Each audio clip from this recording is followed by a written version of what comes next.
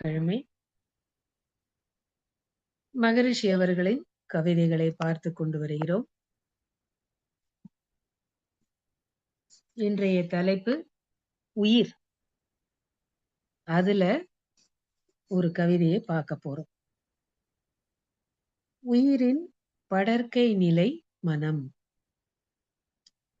அப்படின்னு இந்த கவிதைய மகரிஷி அவங்க லாஸ் ஏஞ்சல்ஸ்ல USA லாஸ் ஏஞ்சல்ஸ்ல 1990 வருடம் இந்த கவிதையை எழுதியிருக்கார்.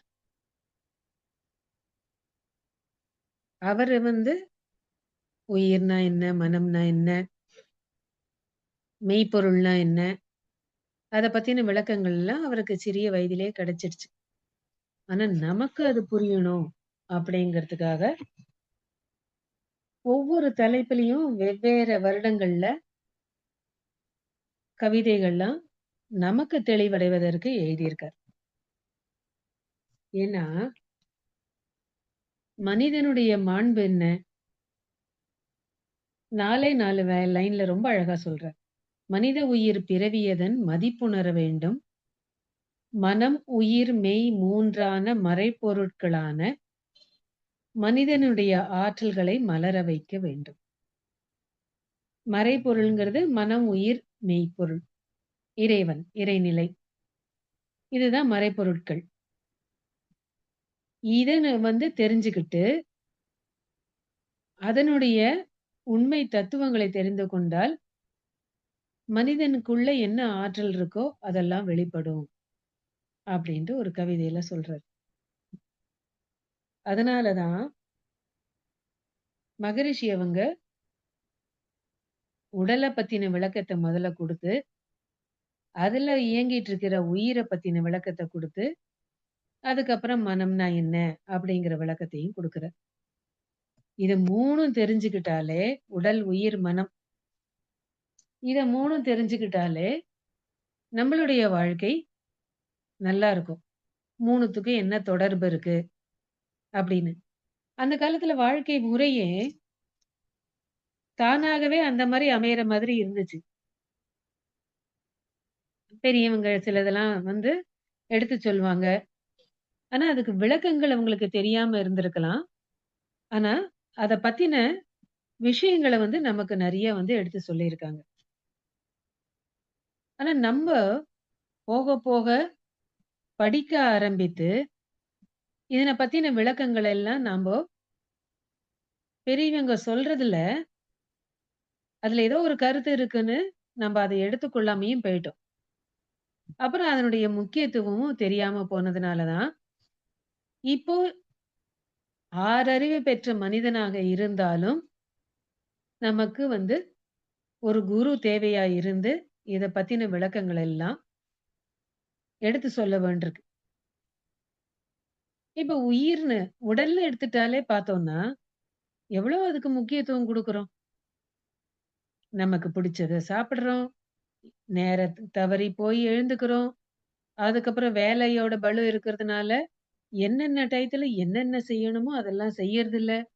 பின்னாடி பிரச்சனை வந்ததுக்கு அப்புறம் ஓரளவுக்கு அதுக்கு ஒரு முக்கியத்துவம் கொடுக்குறோம். அப்புறம் மருத்துவத்துறையில அதுக்கு ஏற்ற மருந்துகளை கண்டுபிடிச்சுட்டே போறதுனால அத சாப்பிட்டு சரி பண்ணிக்கிறோமே தவிர நம்ம கிட்ட என்ன தவறு இருக்கு, அதுக்கு என்ன நம்ம மாற்றம் கொடுக்கணும் அப்படின்னு யோசிக்கிறது இல்ல.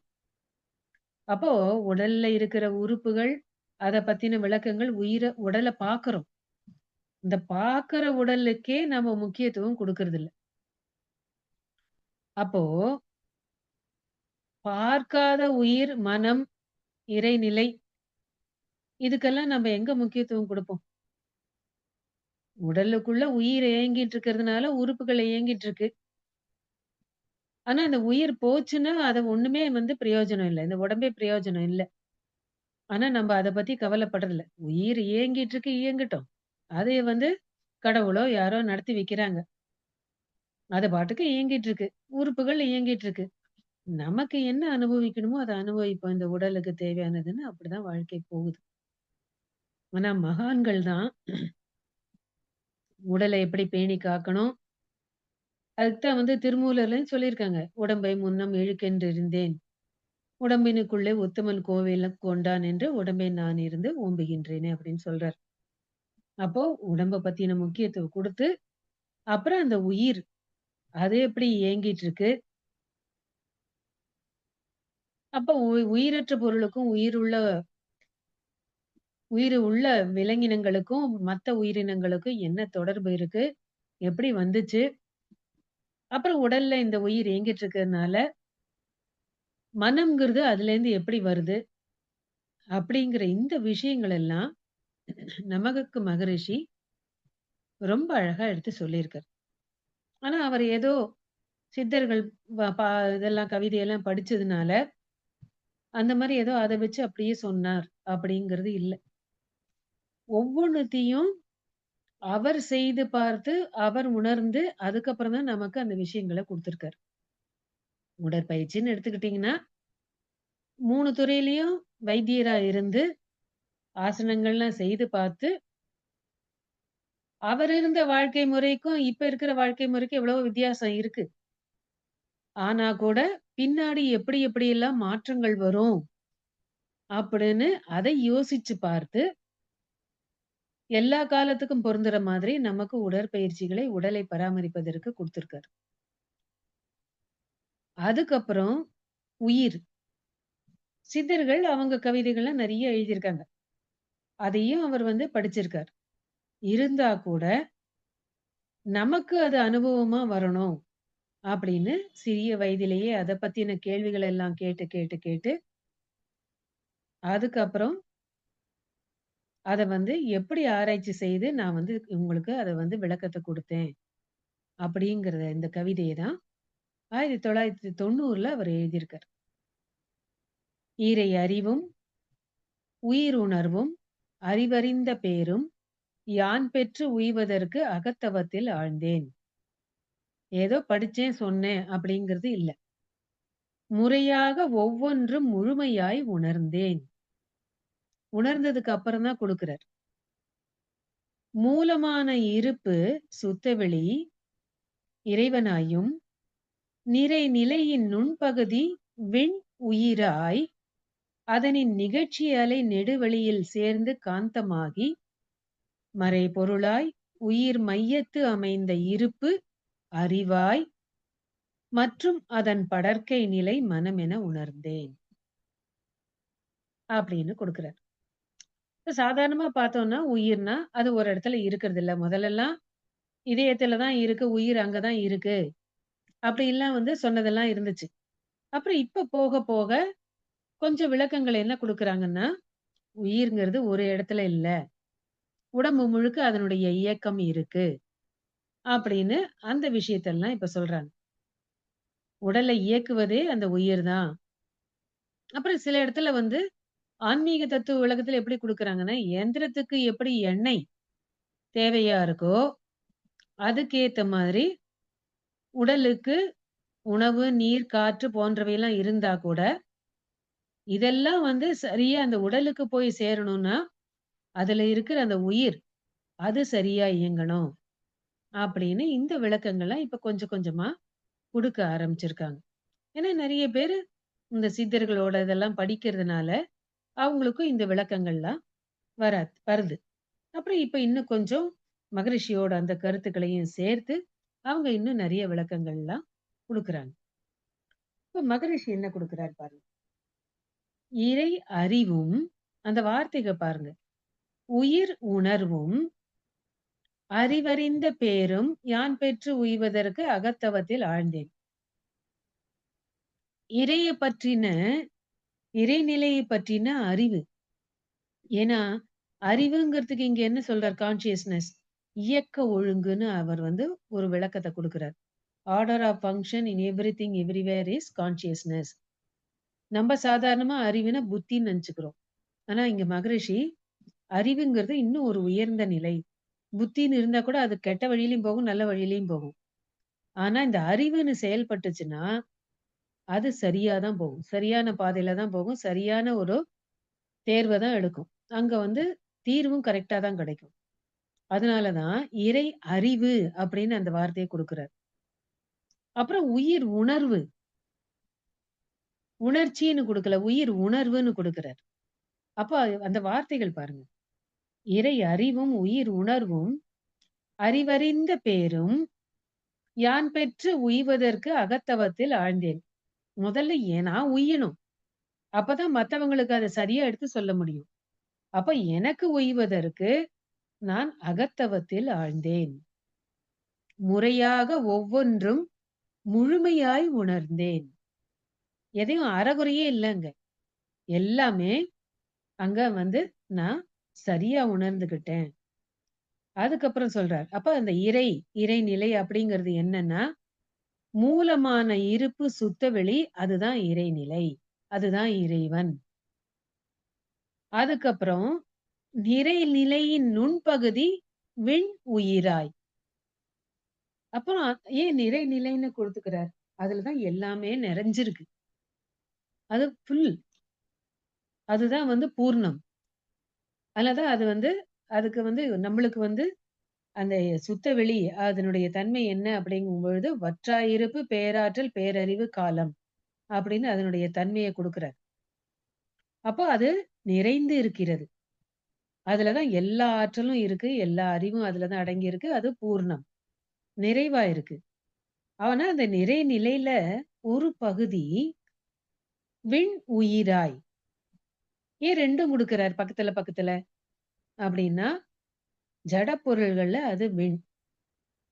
அதே உயிருள்ள வயிற்றுல ஓரறிவு தாவரங்கள், 2 அறிவு புழுக்கள், பூச்சிகள், ஊர்வன, பறவைகள், விலங்கினங்கள், மனிதர்கள் வரைக்கும் அதுவே அத உயிர் அப்படின்னு சொல்றோம்.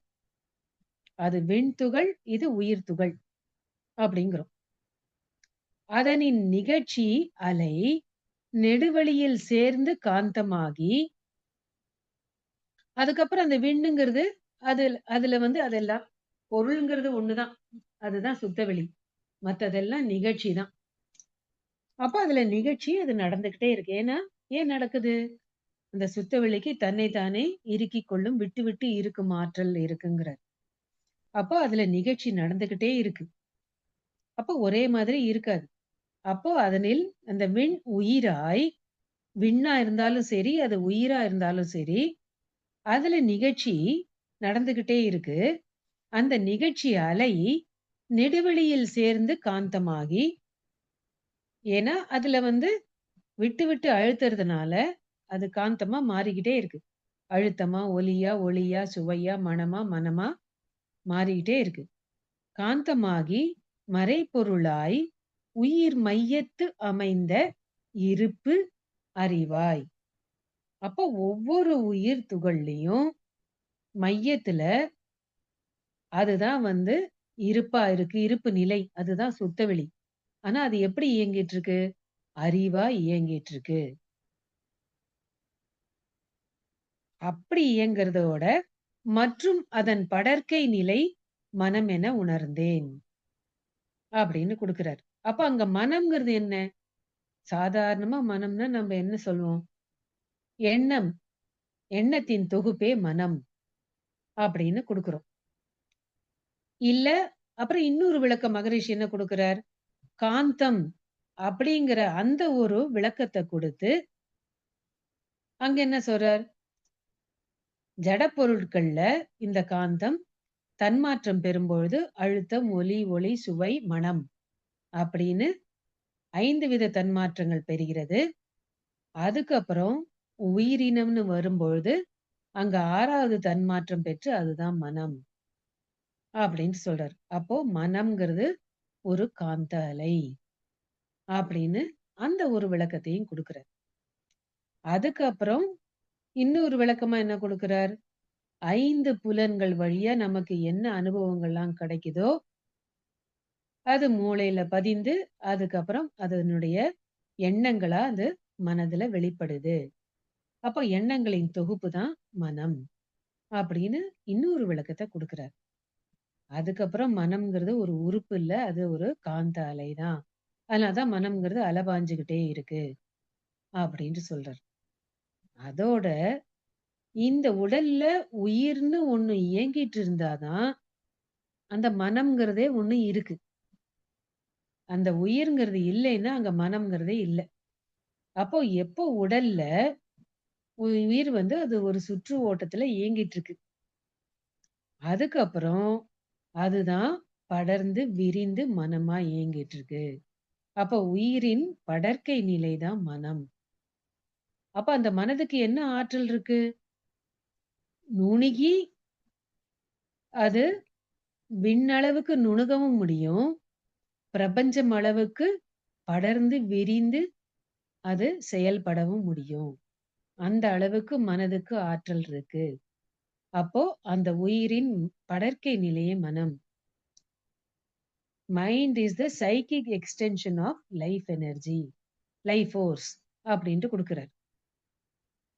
சைக்கிக் எக்ஸ்டென்ஷன் அதையே தான் தமிழ்ல உயிரே அது படர்ந்து விரிந்து செயல்படும் பொழுது அதுதான் மனம்.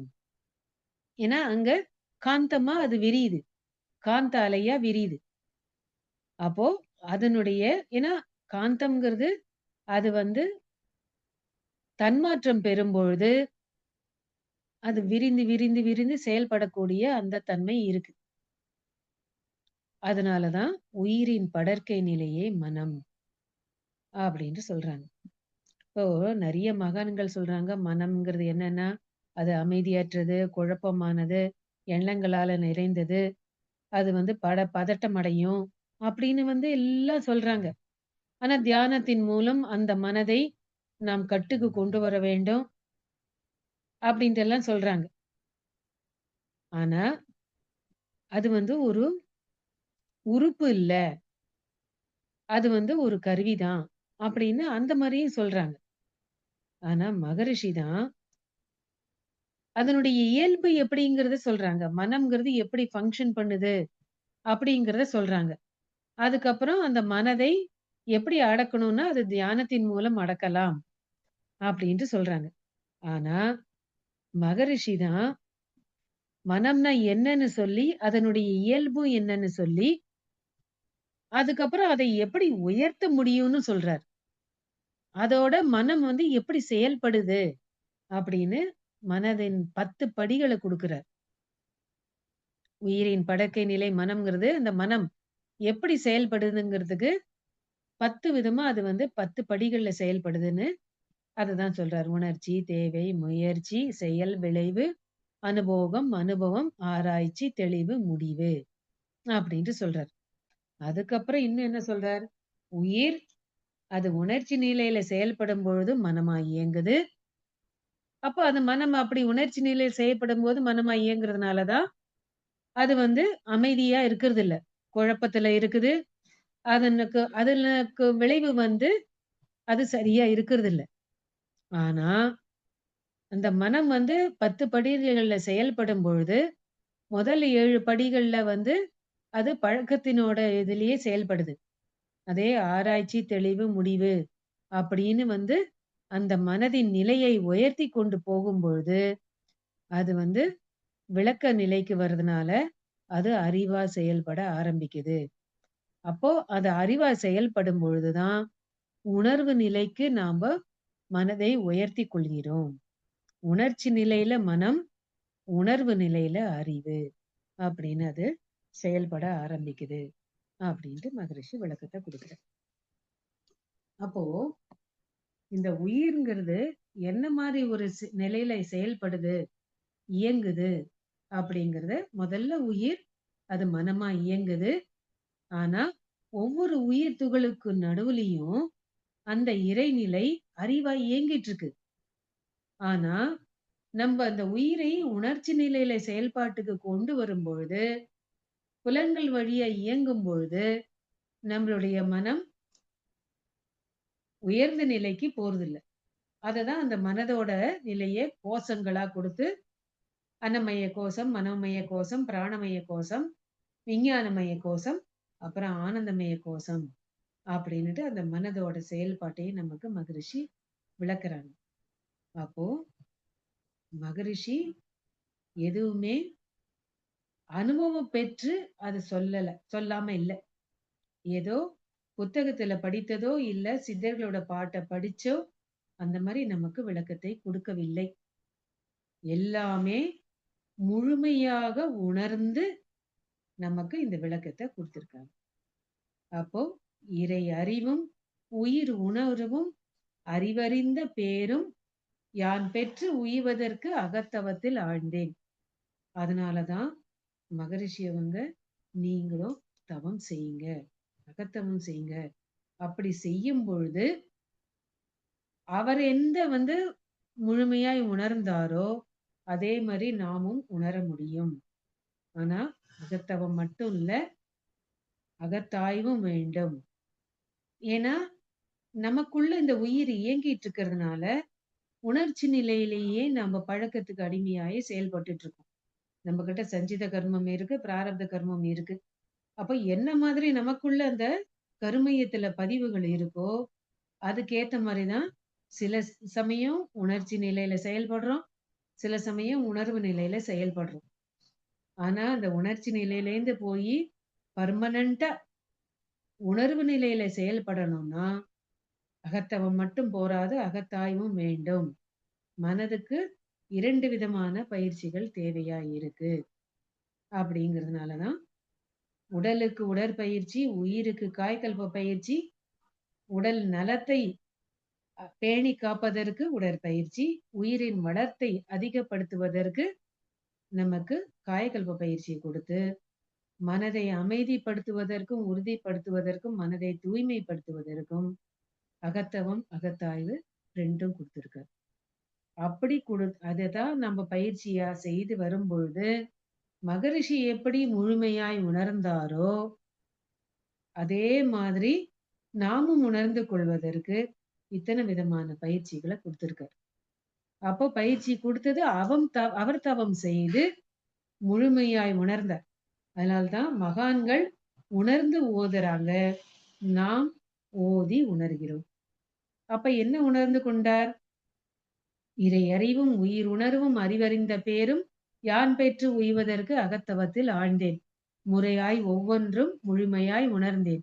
மூலமான இருப்பு சுத்தவெளி இறைவனாயும் நிறைநிலையின் நுண்பகுதி விண் ஜட பொருள்கள்ல உயிருள்ளவற்றில் அதுவே உயிராய் அதனின் நிகழ்ச்சி அலை நெடுவழியில் சேர்ந்து காந்தமாகி எல்லாம் தன்மாற்றம் அடைஞ்சுக்கிட்டே இருக்கு. அழுத்தமா ஒலியா ஒளியா ஒலியா மனமா அப்புறம் உயிர் உள்ளதில் அது மனமாக அந்த காந்த தன்மாற்றம் நடந்து கொண்டே இருக்கிறது. அப்புறம் மறைபொருளாய் உயிர் மையத்து அமைந்த இருப்பு அறிவாய் செயல்பட்டு மற்றும் அதன் படற்கை நிலை மனம் என உணர்ந்தேன் அப்படின்னு தான் உணர்ந்ததை நமக்கு கொடுத்திருக்கார். அப்போ மனம்ங்கிறது எப்படி செயல்படுது, அதை எப்படி அறிவு நிலைக்கு உயர்த்தி கொண்டு போக வேண்டும், அப்பதான் நாம முழுமை பேறு அடைய முடியும். ஆனா அந்த அறிவு செயல்படுவது இறைநிலை எல்லாவற்றிலும் அறிவா இயங்கிட்டு இருக்கு அப்படிங்கிற அந்த விளக்கத்தையும் மகரிஷி கொடுத்திருக்காரு. அதுக்கப்புறம் சொல்றார், உயிரே படற்கையில் அறிவுங்கிறார். மனமா இயங்கி அதுக்கப்புறம் அதுதான் அறிவாவும் செயல்பட்டிருக்கு. அப்ப உணர்ச்சி நிலையிலேருந்து உணர்வு நிலைக்கு நாம் நம்மை உயர்த்தி கொள்வதற்கு வேண்டிய பயிற்சிகளை தான் மகரிஷி அவங்க நமக்கு கொடுத்திருக்காங்க. வாழ்க வளமுடன்.